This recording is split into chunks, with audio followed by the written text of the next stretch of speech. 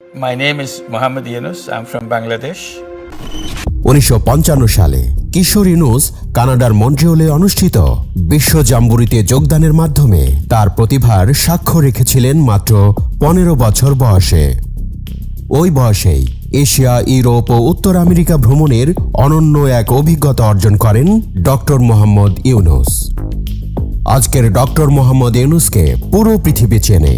তিনি ক্ষুদ্র ঋণ ও সামাজিক ব্যবসা নিয়ে কাজ করেন। তার কথা শুনতে চায় পুরো পৃথিবীর মানুষ।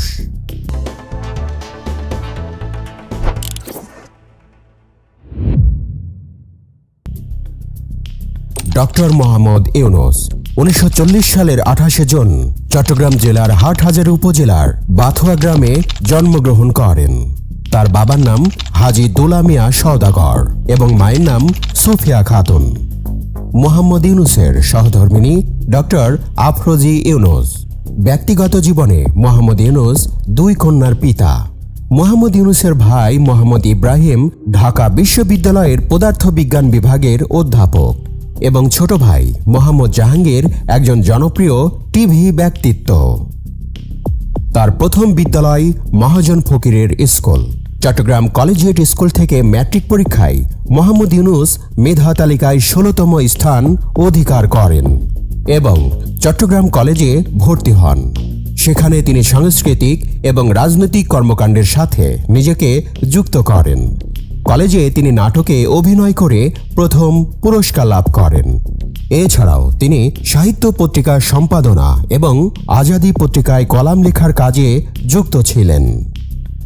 সপ্তম শ্রেণীতে পড়ার সময় তিনি বয়েজ স্কাউটসে যোগ দেন এবং বয়েজ স্কাউটসের পক্ষ থেকে মাত্র 15 বছর বয়সে যুক্তরাষ্ট্র, কানাডা সহ এশিয়া এবং ইউরোপের বিভিন্ন দেশ ভ্রমণ করেন।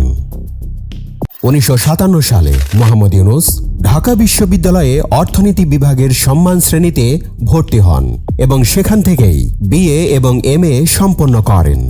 এরপর তিনি ব্যুরো অব ইকোনমিক্সে যোগ দেন গবেষণা সহকারী হিসেবে। পরবর্তীকালে 1962 সালে চট্টগ্রাম কলেজে প্রভাষক হিসেবে যোগদান করেন। 1965 সালে তিনি ফুল ব্রাইট স্কলারশিপ নিয়ে যুক্তরাষ্ট্রে যান এবং পূর্ণ বৃত্তি নিয়ে যুক্তরাষ্ট্রের ভ্যান্ডারবিল্ট বিশ্ববিদ্যালয় থেকে 1969 সালে অর্থনীতিতে পিএইচডি লাভ করেন। মোহাম্মদ ইউনুস বাংলাদেশে ফিরে আসার আগে 1969 থেকে 1972 সাল পর্যন্ত মিডল টেনেসি স্টেট ইউনিভার্সিটিতে শিক্ষকতা করেন। 1971 সালে বাংলাদেশের স্বাধীনতা যুদ্ধের সময় মোহাম্মদ ইউনুস বাংলাদেশের পক্ষে বিদেশে জনমত গড়ে তোলা এবং মুক্তিযোদ্ধাদের সহায়তা প্রদানের জন্য সাংগঠনিক কাজে নিয়োজিত ছিলেন।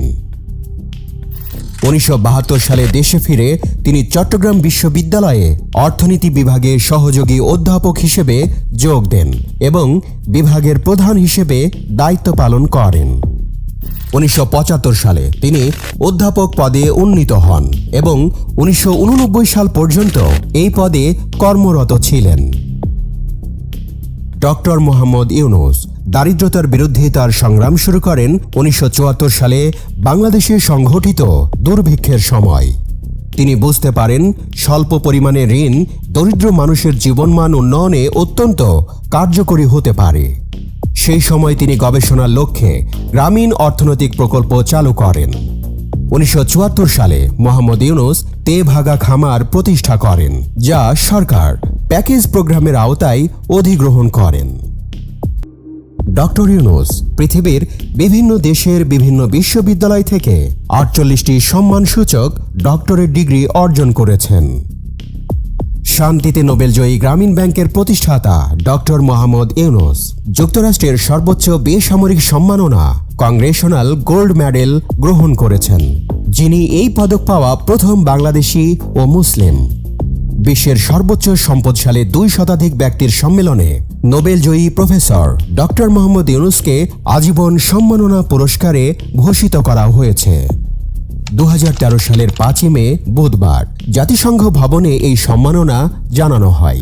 একজন সামাজিক উদ্যোক্তা হিসেবে ইউনুসকে এই আজীবন সম্মাননা পুরস্কার প্রদান করা হয়। ডক্টর মোহাম্মদ ইউনুস প্রতিষ্ঠিত গ্রামীণ ব্যাংক নিয়ে গবেষণা হয়েছে পৃথিবীর যে কোনো প্রচলিত ব্যাংকের চেয়ে বেশি।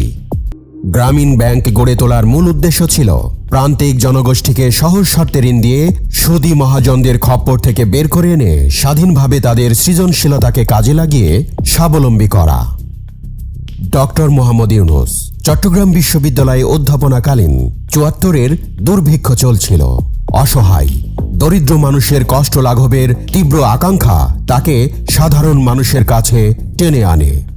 নিজের পকেট থেকে ঋণ প্রদানের মাধ্যমে শুরু করা ছোট উদ্যোগী আজকের নোবেল বিজয়ী গ্রামীণ ব্যাংক।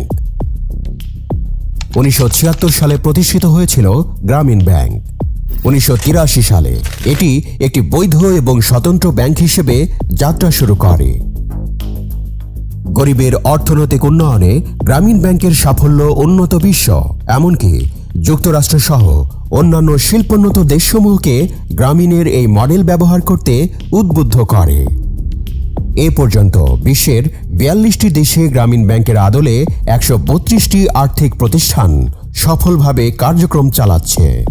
১৬টি দেশে সরাসরি গ্রামীণ ব্যাংকের কর্মকর্তারা প্রকল্প বাস্তবায়নে সফলতার স্বাক্ষর রেখে চলেছেন।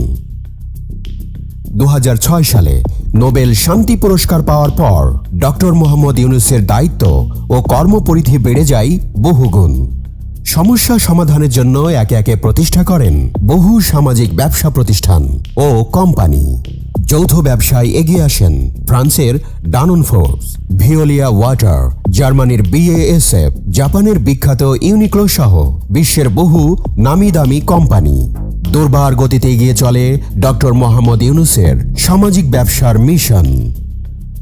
জাপান, চীন, রাশিয়া, সৌদি আরব, আরব আমিরাত, আফ্রিকা, অস্ট্রেলিয়া, ল্যাটিন আমেরিকা সহ পৃথিবীর বিভিন্ন প্রান্ত থেকে আসে বক্তৃতা প্রদানের আমন্ত্রণ। ১ ঘন্টা বক্তৃতার জন্য প্রস্তাব থাকে বাংলাদেশি টাকায় ১ কোটি বা তার চেয়েও বেশি। বিশ্ববাসীর কাছে তিনি একজন অতি সম্মানিত পরম শ্রদ্ধেয় ব্যক্তিত্ব।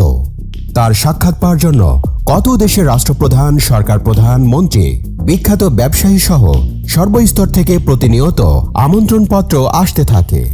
খুব কমই তিনি আমন্ত্রণপত্র গ্রহণ করতে পারেন, তবে প্রত্যেকটি আমন্ত্রণপত্রের জবাব দেওয়া হয়।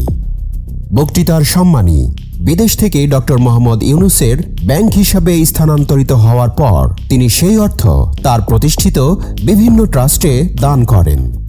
সমগ্র পৃথিবীর নামিদামি বিশ্ববিদ্যালয় থেকে প্রতিনিয়ত আসে আমন্ত্রণপত্র।